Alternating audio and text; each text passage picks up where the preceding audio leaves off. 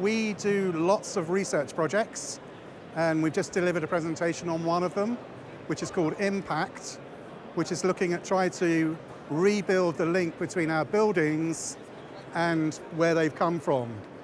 In this instance, we're looking at mass timber buildings.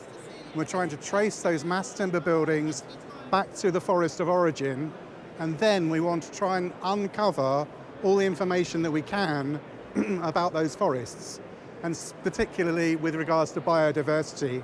So we know we're in a biodiversity crisis. So we know that the building world has a massive impact on biodiversity.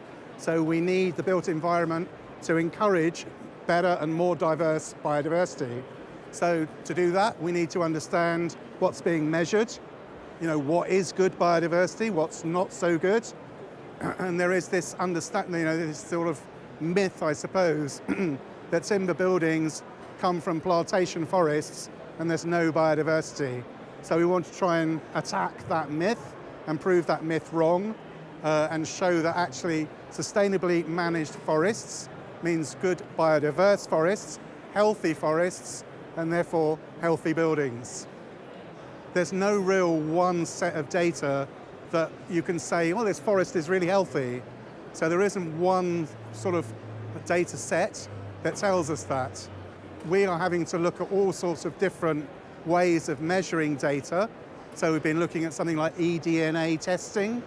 So that means you sort of take a scoop of soil from the forest and you put it into a machine and it tests the DNA of everything that's in that scoop and sample of forest.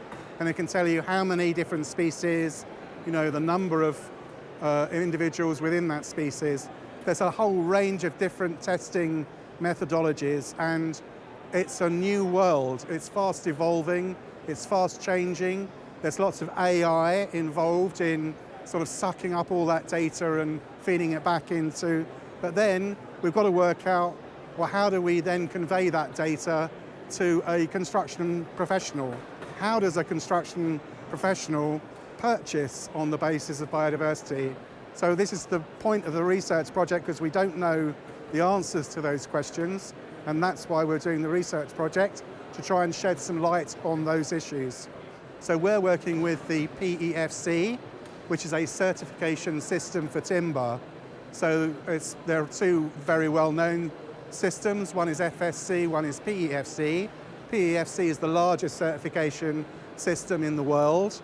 And so we're working with them, and what we want to try and do is see how we can add these biodiversity data, these sort of catches into their certification system.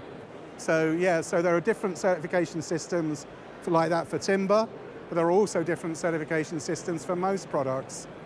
And if you can use an environmental product declaration, that's an EPD, that tells you exactly where all the product stuff that's involved in making your product, where it's come from, and the environmental impact of that.